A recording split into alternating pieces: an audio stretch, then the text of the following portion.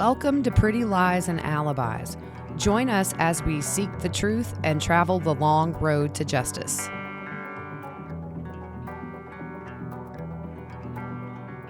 What's going on, everybody? It's late on Friday, but we're here. We had to do my daughter's birthday party with some family and friends, and so we kicked everybody out and said, we got to get on, y'all. Yeah, somebody commented that little SpongeBob thing was funny. Oh, yeah. Everybody out. Yeah. So real quick, we want to give a big thank you to Terry for the PayPal donation. Super nice. We really appreciate it. It helps cover the cost to do this podcast, which is quickly becoming a full-time job. And that's a good thing because we're growing. Yep. And we had a couple of people ask how to do that. If you feel the need, we definitely don't want to make anybody feel like they need to. It's at PayPal, it's prettyliesandalibis@gmail.com. So there's that. And then we want to give a shout out to our sponsor, Two Cool T-Shirt Quilts. Check her out over at twocooltshirtquilts.com/prettyliesandalibis and see what you can do with all your T-shirts. I had somebody admiring my pillow because mine's at the theater in my office, and they were like, oh my goodness, that is so high quality stuff. And then everybody tonight at the party was looking at the 3 that she sent to my kids as a gift. Really good stuff. So check her out. Yep. So we are going to try to keep Chit Chat under 5 minutes. That way, you know, if you skip ahead to the 5-minute mark, we should be in content. Yep. If you guys hear strange noises, I have 6 people in my house spending the night that do not belong to me. It's like Animal House around here right now. It's crazy. We're going to watch a movie. We're going to pile in the living room when we're done with this. Should be fun if I can make it through. I probably won't, but... no, me either. Yeah.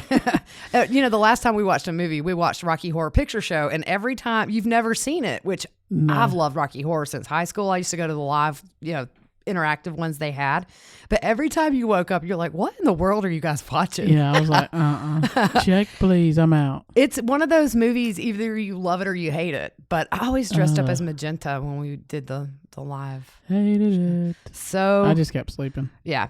Now my dog, y'all. Okay, so I have 2 dogs, both rescues. River is my big dog, and he was really abused when we got him. So he's very, very skittish of loud noises.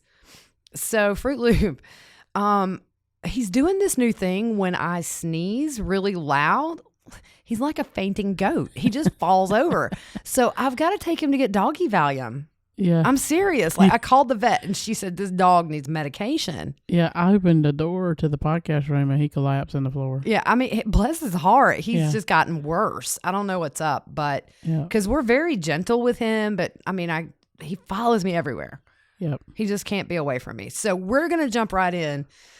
Man, what happened? You text me, death for Chad. Yep. So Rob Wood and Lindsay Blake filed their notice of intent to seek the death penalty yesterday. The deadline was this coming Monday, so they did it a day earlier than I thought they would. And but still, you kind of know it's coming, but when you get that alert, it's like, whoa, okay, here we go. Showtime. Yep. Big deal. Oh, yeah. Now, when I went to the Idaho Judicial Pages of Interest, which is where all the filings in this case are posted, you can go look at everything the prosecution and the defense files as long as it's not under seal. They had it listed under Lori's name. So I tweeted out real quick, they must have done it for Lori. But then I realized they're co-defendants, and that's why it was under her name. She's still on pause. So I dirty deleted those because it was not correct, and I didn't want it to get retweeted and misinformation. So I apologize about that, but it's coming. Oh yeah. I mean, come on. They're not gonna do it for Chad and not for her. I mean, she was these kids' mothers, and exactly. So I think as soon as they deem her competent, they're gonna fly through this initial appearance and her arraignment. Yeah, I think it'll be really, really quick. I think so too. Yep. So let's talk about the filing a little bit. So the filing says Chad exhibited utter disregard for human life and said he was a continuing threat to society.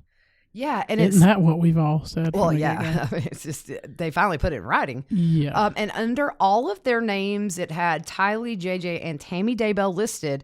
Said it was especially heinous, atrocious, cruel, or manifesting it is late, y'all. I'm usually in bed by now. Exceptional depravity. So, and there was also something in there that these crimes were committed for remuneration. And at first I was kind of thinking, because I looked it up. All you guys looked that one up. I'm going to tell you that I've never seen that word in my life. Me either. But it means for profit or for financial gain. And so I kind of thought, did they find evidence they paid Alex? But then I really think this is about the insurance and the Social Security money. Yeah. So we're just going to read through what Lindsay Blake and Rob Wood put out in a joint statement yesterday about this. Yep. So it says, today we filed our notice of intention to seek the death penalty against Chad Daybell in connection with Idaho case number CR 22-21. Our process is making this determination was lengthy and comprehensive. We conferred with those immediate family members of J.J. Vallow, Tylee Ryan, and Tammy Daybell who have indicated a willingness to speak with us and allow them an opportunity to provide their input. That's kind of cut off. Yeah, if they wish to do so. The ultimate decision to seek capital punishment rests with the state, and after completing the entire process, we determined that the nature and magnitude of these crimes warrant the possibility of the highest possible punishment. This determination applies only to Chad Daybell. The charges involving Lori Vallow Daybell are currently stayed. So when I read that, it says those who have indicated a willingness to speak with us, and it kind of sounds like maybe some of Chad's family didn't want to speak, which I would assume would be some of his kids. Yep. And I think the Lori Vallow story, Lori Hellis, she commented, she put some stuff out on that too. She thought the same thing, and I did as well. Yeah. Because it says we conferred with those immediate family members who have indicated a willingness to speak. Well, now a local rode by Chad's house the other day and saw a professional film crew out there talking to some of the kids. So we don't know what that was about. That's interesting. It is interesting because they've largely been silent. I think the only time I've ever seen them talk to anybody was Emma Daybell gave that statement to Court TV back when she was trying to find her mom's cause of death. And remember, she was upset that they had told her, you can come in and talk to us and we'll let you see it. Yeah. Which they do a lot. And then Garth was talking to, what was that guy? Tyson Draper. Yeah. Yeah. But other than that, they've been really, really quiet. There goes a wild feral child screaming in the background. Yep. So here's what happened today, which really surprised me. Lori has a new attorney. Dun, dun, dun. James Archibald. He is experienced with death penalty cases. He was a judge prior to this. There is some things that have come out about him that we will cover on another episode. I have not had time to look through it. As of right now, Mark Means is still listed as the lead attorney. And I guess that may change when her intent to seek the death penalty drops on her. Yeah. And we've said that from the get-go. Now, here's what's interesting. Oh, I'm sorry. I just jumped right in. No, you're fine. That he wouldn't be able to stay on. No. Now, I did find out that if they retain private counsel, they are allowed to stay on even if they're not qualified. So that will be interesting to see. However, it should be noted that Mark Means' website is currently offline and it needs to be reactivated, I guess paid, or deleted. Could be his card is not up to date or on file or something. I don't see how she has money to pay him. No way. She had no property. They blew through Tammy's money. John Pryor is on the deed to Chad's house, along with Tammy Daybell, still, I might add, which is very odd. That is odd. Don't that go through? Well, I thought that went through probate. I don't know. But the thing, too, is you have to understand that insurance company is going to come after Chad for any asset. So I'm sure that might be a reason, but I just thought it was interesting that Lori now has a death penalty certified lawyer and Chad, as of right now, does not. Yeah. And I tweeted out and Facebooked Scott Reich's video from tonight. He goes through the rules of what it means to be death penalty qualified as an attorney in Idaho. I'm not going to go through it all. He did it very well. So do go check that out because it explains it very well. Yep. As far as the qualifications that they need. So what about Chad? So he qualifies for a public defender. Pryor needs to think if he is qualified to keep representing Chad with private Well, we said that, didn't we? Yeah, we did. Why did I miss that?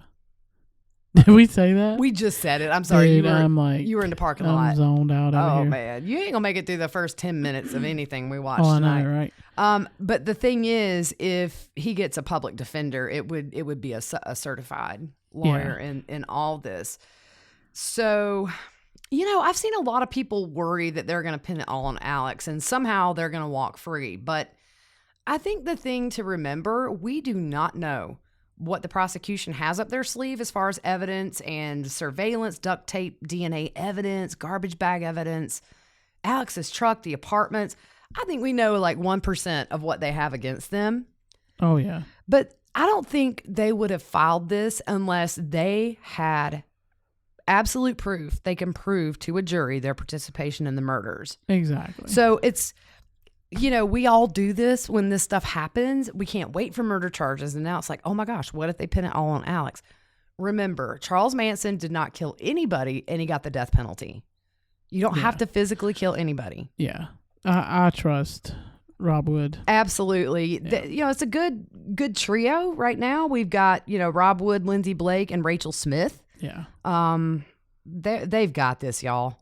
I don't think that none of this would have happened unless he thought he could take it to the mat. When this finally goes to court, we're going to sit here and go, oh my goodness. Oh yeah. And I thought we would get, how we got the probable cause affidavit when the murder charges came that kind of gave a little bit of information. Yep.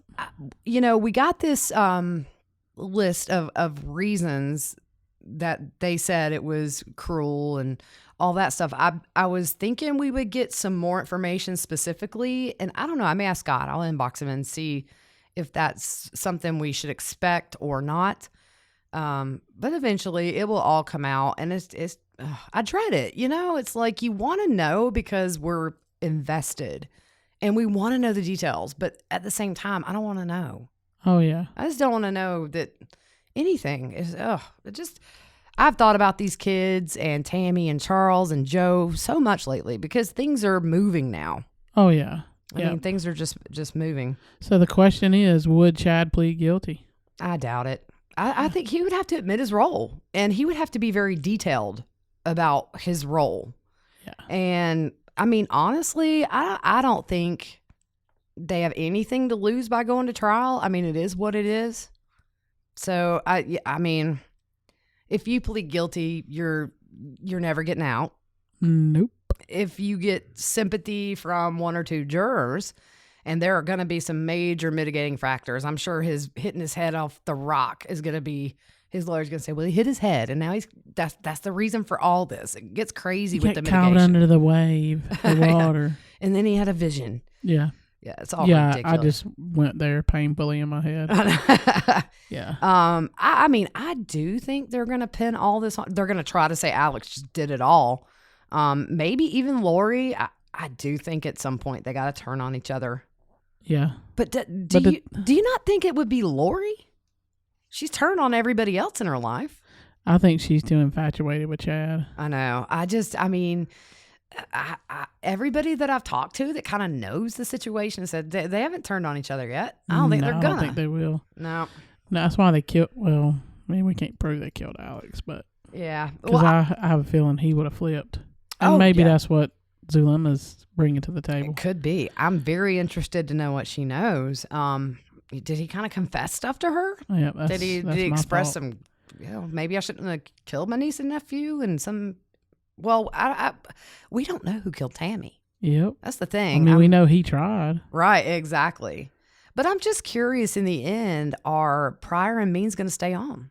Yep. I mean, and you think about it, this new lawyer, even though Mark Means is still the lead attorney, when that drops, he won't be able to.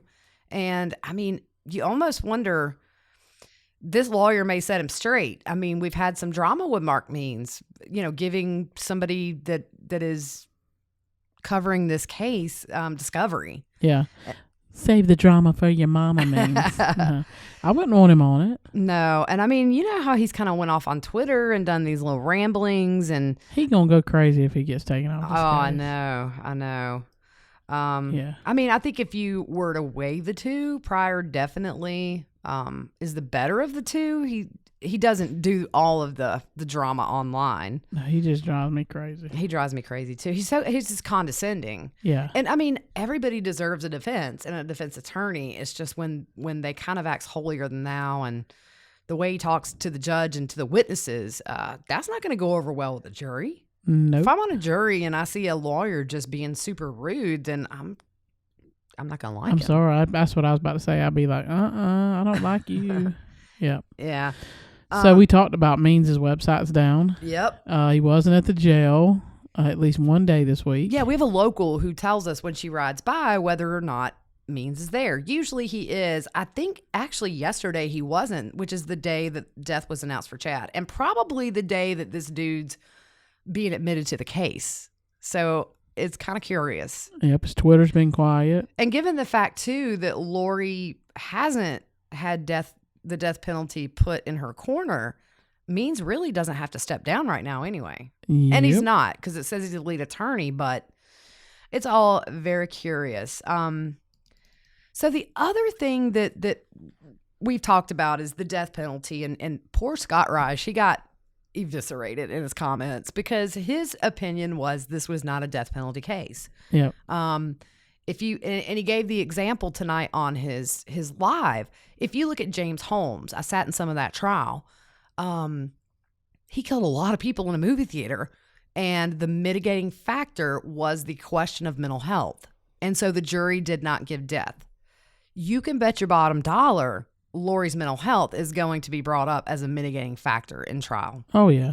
I totally agree. So now, do I think she's crazy? No. No. I think maybe this could be an anticipation for what they knew was coming. Yeah. Go ahead and set up that mental health defense. But here's the thing. I'm good. If they get death, I'm good. If they don't get death, I'm good. Yep. Here's the thing. Death takes 20 years or more for it to actually happen. If then, they're going to be in prison for life. But the possibility of being put to death hanging over their heads, if the jury gives them death, it's a big deal. That has to weigh on your mental health. And for us, it's nice to know that that would bother them because look what they did. Yep. Even if you think you're a martyr, I think when you're alone, you have to have thoughts of real world stuff. Chad may think I call him the living room prophet because every time we saw him speak, either he was in a living room or, at a little stage with a little karaoke box. You're right. Yeah. Yeah. I mean, I just was waiting on him to hit a button and I Will Survive karaoke style comes up. Yeah. Yeah. He's just one of these false prophets, obviously. And, yeah. Okay. So, I think in lyrics, right? Yes. So I was listening to Learn to Be Still by the Eagles today. And it says, we are like sheep without a shepherd. We don't know how to be alone. So we wander around this desert and wind up following the wrong God's home. Uh-oh. Isn't that big? Yeah. I immediately thought of this little cult. Yep. Just crazy. So you also, we've talked about this before. If you wonder, did they find a hit list? I wonder, and I know the Light and Dark was family related, but I'm very curious if they've found any indication that anybody else outside of family was a target. Probably so. The minute that you kind of did something to them, it seems like you went dark. Yep. It should be noted that Idaho has only executed 3 people since the death penalty was reinstated in the 1970s. Yep. But we went to the Idaho death row page to see kind of what life would be like should they get death. Yep. And what did it say? Residents under the sentence of death are kept in their cells 23 hours a day. They have the option of being in an outside recreation area for 1 hour a day. The only other time death row residents are out of their 12-foot by 7-foot cell is when they are escorted to the shower, meeting with an attorney, or being given medical care. Their hands are always restrained while they are being moved from one location to the other. Yeah. And so the comments from our listeners have been all across the board. We have some people who think life is good. And like I said last podcast, I'm largely anti-death penalty, but I'm telling you, I'm okay with this one. There's a lot of people they've killed, But here's the thing. Some people worry that they're going to have it better on death row than if they were in Gen Pop. And I guess in some ways, maybe they're right. They're going to be huge targets out in Gen Pop. But being in your cell 23 hours out of the day, I mean, I would go bonkers. Yeah, and I've seen so many documentaries about death row. There are a ton on Netflix and YouTube. You can Google them. And every single prisoner that has ever been interviewed on any of these that I've said have said on camera, I would assume they execute me tomorrow, because the mental toll of being that isolated 23 hours a day, and really it's 24. It's not like you get an hour to go hang out with people. Yeah. It drives them insane. And I have not met one prisoner that said, I've enjoyed my time on death row. Yeah. It's very lonely, isolating, and all the things it should be when you do things like this. I think they do get TVs on death row to watch. I know the girl that I know in prison. They have to get one of those HD antennas, and then so like PBS. I do know Court TV is really big at the prison where our source is, and they follow this case very, very closely. Wow. Everybody's into the Chad Daybell case because it involves children. Yeah. And she said, I've heard from more people, if that woman were ever in this prison, I mean, they talk about the things they would do to her. Yeah. Yeah. And we know, she told us, Gabriel Hernandez's mother is in there with her. She's the one that this poor child, it's a documentary on Netflix. He was relentlessly beaten until they killed him. She attacked guards just to be put back in isolation, because looking over your shoulder in Gen Pop, if they get life, is not going to be a cakewalk either. No. These prisoners that have life have nothing to lose. Nothing to lose. They're not going to be given the death penalty for killing another inmate. Exactly. So it's a cred thing. Hey, I beat the crap out of so-and-so. You know, they hurt a child. None of this is going to be a cakewalk for them. If they're in isolation, on death row, they're going to be miserable. Yep. If they're in Gen Pop, they're going to be miserable. Any way you look at it. Yeah, but I don't think this happens in November now. I don't think so either. No. Well, every day that she's in, hers is stayed, that her, the word just left me. Incompetence. It's pushing it back and pushing it back. Yeah. And, he's scheduled for a pretrial September 30th, but we'll see if that happens. At this point, I just don't think so. This is a different ballgame now. Yep. You've got to bring in, specialists, mitigating specialists. There are people that come in for mental health. It's just a different kind of trial now that they have put death on the table. Yep. So that's kind of what we wanted to hop on and just talk about the basics. We're going to look into Lori's new lawyer and try to see what we can find out about him. And does he have a Twitter account? I hope not, man. I mean, honestly, it's just bad. What is it? Ernie says bad credit. Yeah, you got bad credit. Yep. A friend of ours that we went to high school with, he's special needs. And funny story about him. Oh my gosh, I love him so much. He's worked at this grocery store since high school, which has been a hot minute for all of us. And so he'll bring he's a bagger, and he'll bring your groceries out, and you'll tip him, and he'll stand there and talk to you while you put them in your car. I love him so much. So you pay him to put your own groceries in your car. And I saw him at Walmart, and I had my kids, and he said, "Hey, I need a ride home." I said, "Come on, Ernie, let's go." And then we're on the road. "Hey, I'm hungry. Let's stop." Yep. So we stopped. I adore him. When I lived on the main road near that grocery store, he would walk to my house. He's after precious. Work and want us to take him home. He is a legacy around here. Yeah, if y'all are familiar with the movie Radio, he's like our radio. That was filmed actually near us in Anderson, and he is our radio. Yes, he is precious to us. But anyway, so we're gonna keep an eye on this. We're gonna do a little research this weekend. Probably be back at you Sunday, Monday. Yep. You've got a very busy week. The play goes off this week, but we're gonna try to fit a couple in at some point. And if anything breaks, I mean, I don't mind hopping on and doing a little YouTube or whatever if you can't be here, just to get things out. But you guys have a good evening. It's after 11. Y'all go to bed. Yeah. Good night.